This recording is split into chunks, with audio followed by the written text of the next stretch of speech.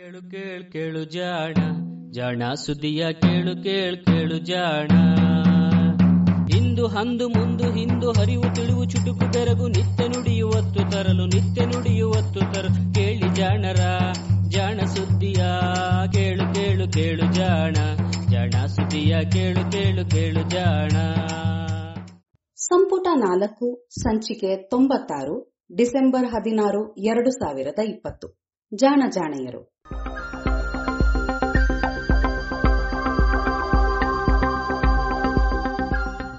ನೆರವು ಪ್ರಗತಿ ಟ್ರಸ್ಟ್ ಕೋಲಾರ.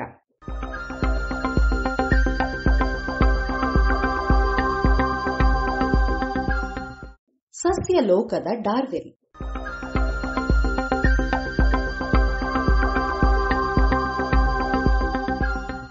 ಪ್ರಪಂಚದ ವಿವಿಧೆಡೆ ಇಂದು ಇರುವ ನೆಲಸಸ್ಯಗಳ ಹಾಗೂ ಅವುಗಳ ಫಾಸಿಲ್ ದಾಖಲೆಗಳ ವಿತರಣೆಯನ್ನು ಹಲವು ಸಸ್ಯ ವಿಜ್ಞಾನಿಗಳು ಬಲು ದೀರ್ಘಕಾಲದಿಂದ ಅಧ್ಯಯನ ಮಾಡಿದ್ದಾರೆ.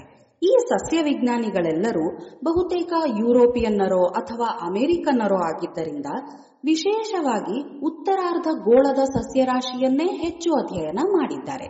ಹೀಗಾಗಿ ಈ ಧ್ರುವ ಪ್ರದೇಶದ ಸಸ್ಯರಾಶಿಯ ಚರಿತ್ರೆ ಸರಿಸುಮಾರು ಚೆನ್ನಾಗಿಯೇ ನಮಗೆ ತಿಳಿದಿದೆ.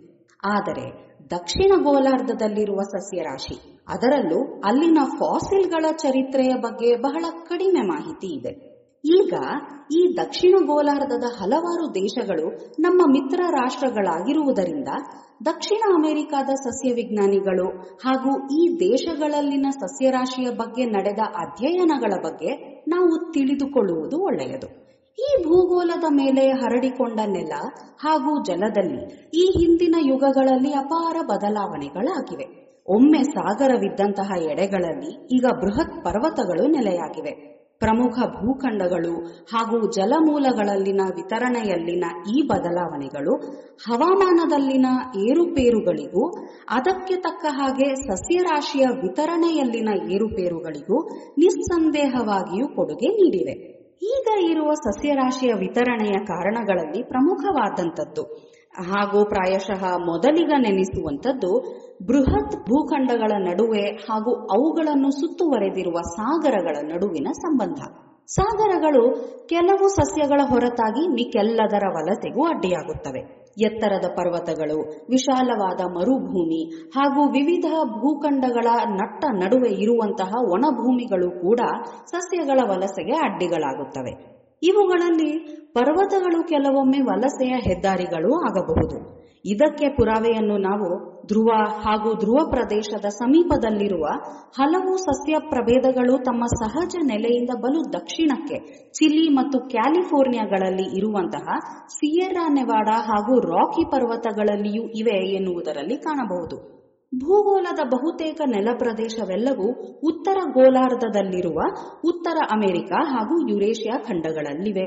ಈ ಎರಡು ಭೂಭಾಗಗಳ ನಡುವೆಯೂ ಕೂಡ ಬಲು ದೀರ್ಘಕಾಲದಿಂದಲೂ ಸಂಪರ್ಕ ಇರಲಿಲ್ಲ ಎನ್ನುವುದು ತಿಳಿದಿದೆ.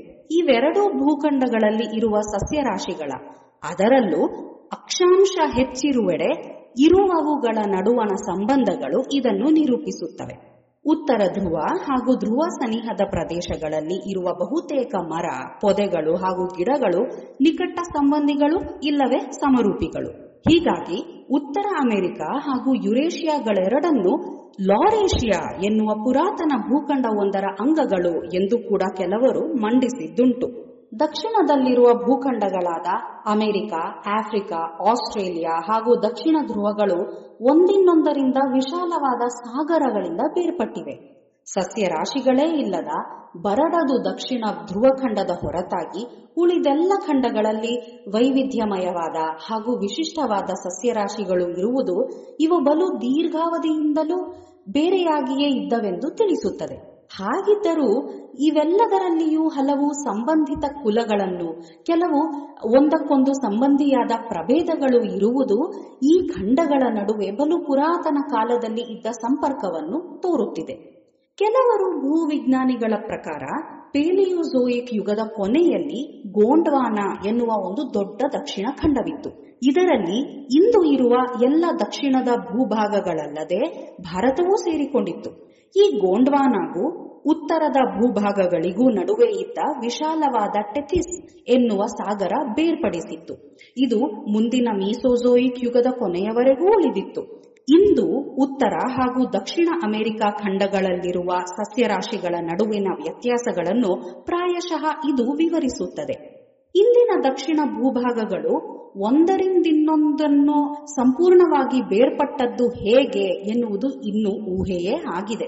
ಈ ವಿಷಯದ ಕುರಿತು ನಡೆಸಿದ ಇತ್ತೀಚಿನ ಅಧ್ಯಯನವೊಂದು ಈ ಗೋಂಡ್ವಾನ ಎನ್ನುವುದು ವಿವಿಧ ಭಾಗಗಳಾಗಿ ಒಡೆದು ದೂರ ತೇಲಿ ಹೋಗಿ ಇಂದಿನ ಭೂಖಂಡಗಳಾಗಿವೆ ಎಂದು ತೀರ್ಮಾನಿಸಿದೆ. 1912ರಲ್ಲಿ ವೆಗೆನರ್ ಪ್ರತಿಪಾದಿಸಿದ ಭೂಫಲಕಗಳ ಬೇರ್ಪಡುವಿಕೆ ಎನ್ನುವ ಈ ತರ್ಕವು ಪ್ರಾಣಿಗಳು ಹಾಗೂ ಸಸ್ಯರಾಶಿಯ ವಿತರಣೆಯಲ್ಲಿ ಕಾಣುವ ಹಲವು ಸೋಜಿಗದ ಅಂಶಗಳನ್ನು ವಿವರಿಸಬಲ್ಲದು.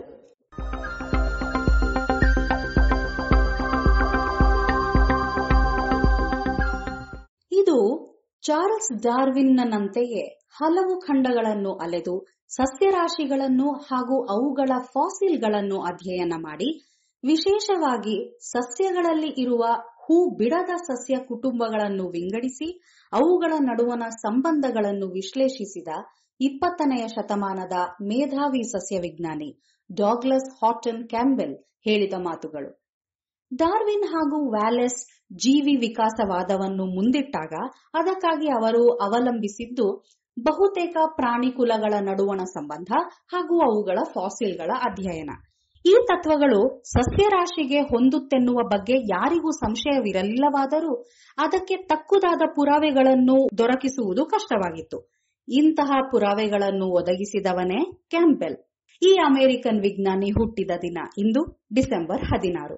ಡಾಗ್ಲಸ್ ಹಾಟನ್ ಕ್ಯಾಂಬೆಲ್ ಹುಟ್ಟಿದ್ದು ಅಮೆರಿಕೆಯ ಮಿಶಿಗನ್ ರಾಜ್ಯದ ಮೋಟಾರ್ ಕಾರುಗಳ ತಯಾರಿಕೆಗೆ ಪ್ರಸಿದ್ಧವಾದ ಡೆಟ್ರಾಯ್ಟ್ ನಗರದಲ್ಲಿ. ಈತನ ತಂದೆ ಜೇಮ್ಸ್ ಕ್ಯಾಂಬೆಲ್ ಕಾನೂನು ಪ್ರೊಫೆಸರ್ ಹಾಗೂ ವಕೀಲರಾಗಿದ್ದರು. ಇಂತಹ ಸುಶಿಕ್ಷಿತ ಹಾಗೂ ತಕ್ಕ ಮಟ್ಟಿಗೆ ಸಿರಿವಂತ ಕುಟುಂಬದಲ್ಲಿ ಜನಿಸಿದ ಡಾಗ್ಲಸ್ಸಿಗೆ ಬಾಲ್ಯ ಸುಗಮವಾಗಿಯೇ ಇತ್ತು ಎನ್ನಬಹುದು.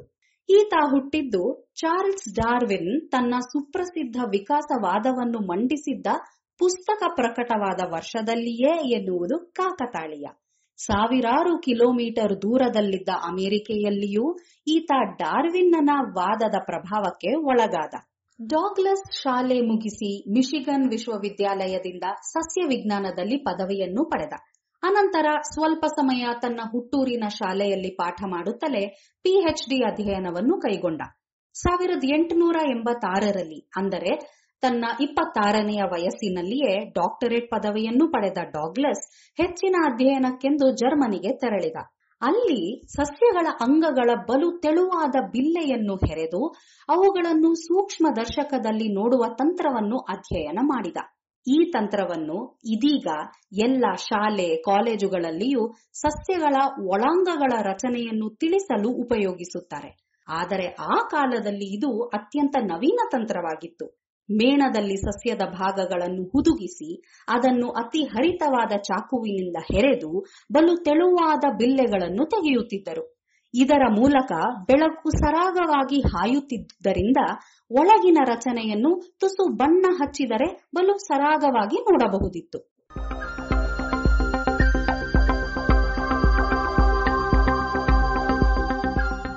ಜರ್ಮನಿಯಿಂದ ಅಮೆರಿಕೆಗೆ ಮರಳಿದ ಡಾಗ್ಲಸ್ 3 ವರ್ಷಗಳ ಕಾಲ ಇಂಡಿಯಾನಾ ವಿಶ್ವವಿದ್ಯಾಲಯದಲ್ಲಿ ಪ್ರಾಧ್ಯಾಪಕನಾಗಿ ಕೆಲಸ ಮಾಡಿದ.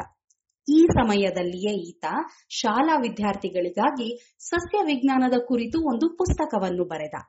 ಈ ಪಠ್ಯ ಪುಸ್ತಕ ಸುಮಾರು 50 ವರ್ಷಗಳ ಕಾಲ ಎಲ್ಲರಿಗೂ ಶಿಕ್ಷಣವನ್ನು ಒದಗಿಸಿತ್ತು. ಅನಂತರ ಸ್ಟ್ಯಾನ್ಫರ್ಡ್ ವಿಶ್ವವಿದ್ಯಾಲಯವನ್ನು ಸೇರಿದ ಡಾಗ್ಲಸ್ ಕ್ಯಾಂಬೆಲ್ ತನ್ನೆಲ್ಲ ವಿದ್ವತ್ ಜೀವನವನ್ನು ಅಲ್ಲಿಯೇ ಕಳೆದ. ಈ ಅವಧಿಯಲ್ಲಿಯೇ ಈತ ಸಸ್ಯಗಳ ವಿಕಾಸದ ಬಗ್ಗೆ ಚರ್ಚಾಸ್ಪದವಾದ ತರ್ಕಗಳನ್ನು ಮಂಡಿಸಿದ್ದ. ಪ್ರಾಣಿಗಳಲ್ಲಿ ಜಲಜೀವಿಗಳು ಹಾಗೂ ನೆಲಜೀವಿಗಳು ಇರುವಂತೆಯೇ ಸಸ್ಯಗಳಲ್ಲಿಯೂ ಜಲಸಸ್ಯಗಳು ನೆಲಸಸ್ಯಗಳು ಇವೆಯಷ್ಟೇ. ಜೀವ ಮೊದಲು ಉಗಮವಾಗಿದ್ದು ಜಲ ಅಂದರೆ ನೀರಿನಲ್ಲಿ ಎನ್ನುವ ಬಗ್ಗೆ ಯಾರಿಗೂ ಸಂಶಯವಿಲ್ಲ. ಆದರೆ ನೀರಿನಲ್ಲಿ ಬೆಳೆಯುತ್ತಿದ್ದ ಗಿಡಗಳು ನೆಲದಲ್ಲಿನ ಬದುಕಿಗೆ ಹೊಂದಿಕೊಂಡದ್ದು ಹೇಗೆ? ಯಾವುವು ಹೀಗೆ ನೆಲವನ್ನು ಹತ್ತಿದ ಗಿಡಗಳು? ಅದು ಹೇಗೆ ಈ ಹೊಸ ಬದುಕಿಗೆ ಅವು ಹೊಂದಿಕೊಂಡವು? ಹೇಗೆ ವಿಕಾಸವಾದವು? ಎನ್ನುವವೆಲ್ಲವೂ ಕೌತುಕಮಯವಾದ ವಿಷಯಗಳೇ. ಈ ನಿಟ್ಟಿನಲ್ಲಿ ಹಲವು ತರ್ಕಗಳಿದ್ದವು. ಡಾಗ್ಲಸ್ ತನ್ನ ಅಧ್ಯಯನಗಳ ಮೂಲಕ ಇಂದು ನಾವು ಜರಿಗಿಡಗಳು ಎಂದು ಕರೆಯುವ ಗಿಡಗಳ ರೂಪದಲ್ಲಿಯೇ ಮೊದಲ ನೆಲಸಸ್ಯಗಳು ಉದಿಸಿದ್ದವು ಎಂದು ವಾದಿಸಿದ್ದ. ಪ್ರಾಣಿಗಳಲ್ಲಿ ಕಾಣುವ ಹಾಗೆ ಸಸ್ಯಗಳ ಫಾಸಿಲ್ಗಳು ದೊರಕುವುದು ಕಷ್ಟ.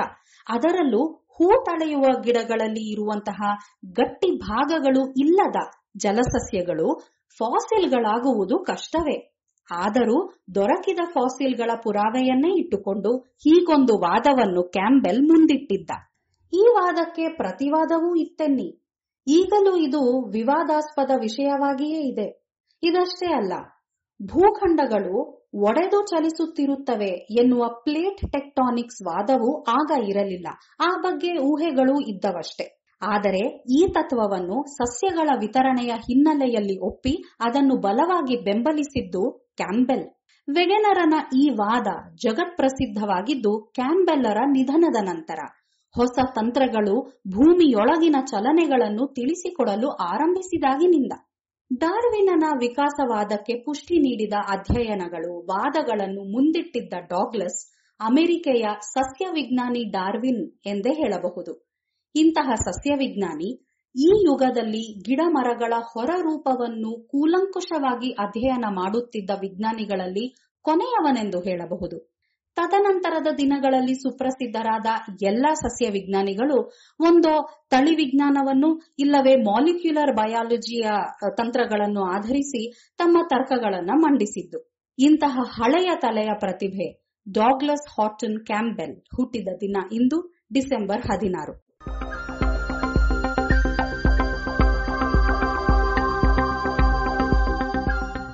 ಇದು ಇಂದಿನ ಜಾಣಜಾಣೆಯರು. ರಚನೆ ಶ್ರೀ ಕೊಳ್ಳೇಗಾಲ ಶರ್ಮಾ. ಜಾಣಧ್ವನಿ ಶ್ರೀಮತಿ ಲಕ್ಷ್ಮೀ ವಿ.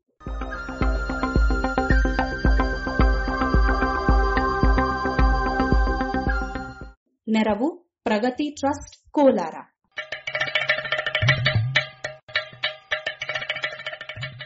ಜಾಣ ಸುದ್ದಿಯ ಬಗ್ಗೆ ಸಲಹೆ ಸಂದೇಹಗಳು ಇದ್ದಲ್ಲಿ ನೇರವಾಗಿ 9886640328 ಈ ನಂಬರಿಗೆ ವಾಟ್ಸಪ್ ಮಾಡಿ, ಇಲ್ಲವೇ ಕರೆ ಮಾಡಿ.